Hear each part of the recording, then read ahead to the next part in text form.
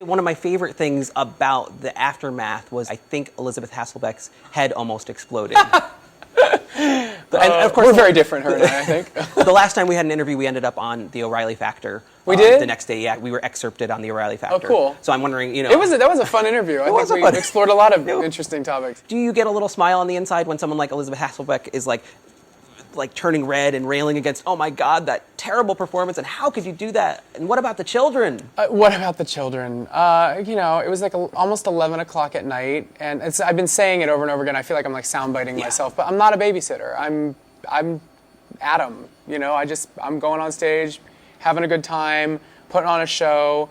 Yeah, I got a little carried away, but I'll take responsibility for that. I own that. You know what I mean? I was inspired. I sat there and watched these performances by some of my favorite pop stars, and I got a little competitive, and I got inspired, and I wanted to go out there and do my thing, and prove that I belong here too.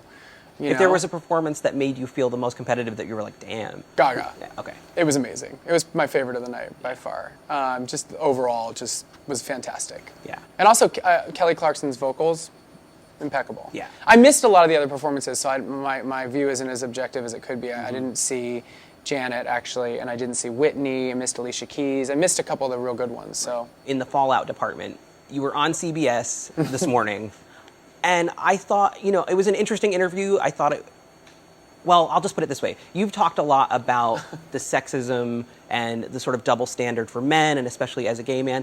As they're showing clips leading up to your interview, they blurred you kissing. I know, and yet they showed someone in your band, and yet they showed Madonna and Britney kissing, so they proved my point. Yeah, they proved it like clearly, clear as day. What's so dangerous about you kissing someone? Like, I understand the blurring at 7 a.m. of the simulated fellatio. Yeah, it's a little. That's I think if I look back on the performance, I can discern that was a little bit more inappropriate than the kiss. You know what I mean? Like, I see how they're different. Right. But yeah, the fact that they blurred the kiss was really, I was like, well, proved my point. There you go. It's a double standard. Yeah. They made it very clear. What they're doing is they're reinforcing the idea that homosexuality is indecent. And that's dangerous. Yeah. Very dangerous. It plays to that whole thing of like accusing someone of being gay. The word becomes a loaded thing when it's just a fact of life, and it's not just a loaded. It shouldn't be a loaded word. No. And the other thing that I find really interesting is the only thing that anybody's focusing on are the man-on-man things that I did during the performance, but there was plenty of risque choreography with female dancers There's as well. something with a bikini area. I was pulling down, pulling the trolley stop on the girl above me, and San Francisco treat.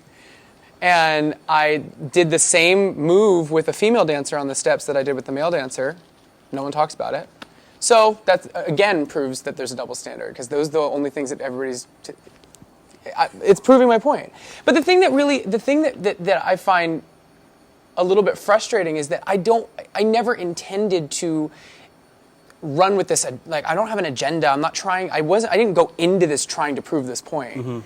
This is me reacting to the censorship. Right. And I think that's something that's really important. As I've been accused by a couple of right-wing groups of being like, oh, he's on there, he's trying to prove this point, and ABC knew he was going to try to prove the point, and they did it to boost ratings, and how dare they? And that was not the case at all.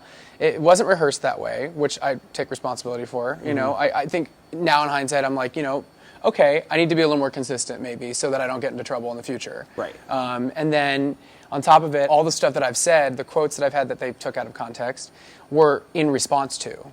And they're in response to the censorship that I'm dealing with. They weren't my intention for the performance. With the West Coast feed being edited.